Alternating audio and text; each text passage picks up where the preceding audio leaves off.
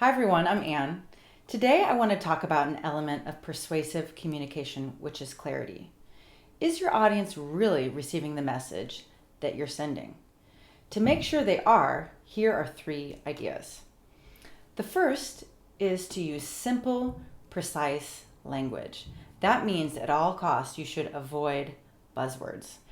An example of a sentence full of buzzwords is, our company's mission is to find strategic ways to leverage ads that appeal to the customer base.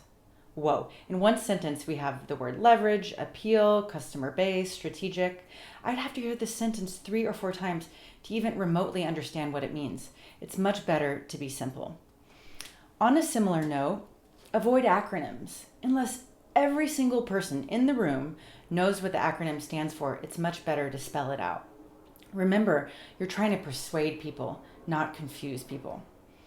Now you might be thinking, if I use simple language, will my audience think that I'm simple? Will they think I'm not smart? And the answer is no. To prove that, consider this. There's a recent study on TED Talk speakers, and they wanted to find out the average grade level that TED Talkers speak at, whether it's college, high school, grade school. And what they found out was really interesting. It's actually 6th grade language level that most TED Talkers speak at. I thought, wow, this is amazing. Because as you watch these speakers, you're not thinking, oh, their language is simple. You're thinking, that's really interesting, because you get it. You get the idea, and that's what we want too. The second way you can make sure your audience gets it is to have specific and thoughtful examples ready. Anytime you explain something, you want to go general to specific, abstract to concrete. And it's in those concrete, specific examples that your ideas come alive, because people can get a mental picture in their minds, and that's persuasive. To give you an example, just last week I was preparing to pitch for a new client, and I asked my friend to practice with me. And as I was practicing, I was giving very general examples of how I help people. And she stopped me and she said, why don't you tell one specific example of a client? I thought, yes, I should follow my own advice. So I ended up telling the story about how I helped this one Chinese engineer, and that was much more powerful than giving a bunch of general examples. The final way you can make sure your audience gets it is to ask them. A lot of times when we explain something, we're not sure our audience gets it, so we'll say, does that make sense? And most of the time people say, yeah, that makes sense, but we're not really sure. We just get this lingering feeling that they don't get it.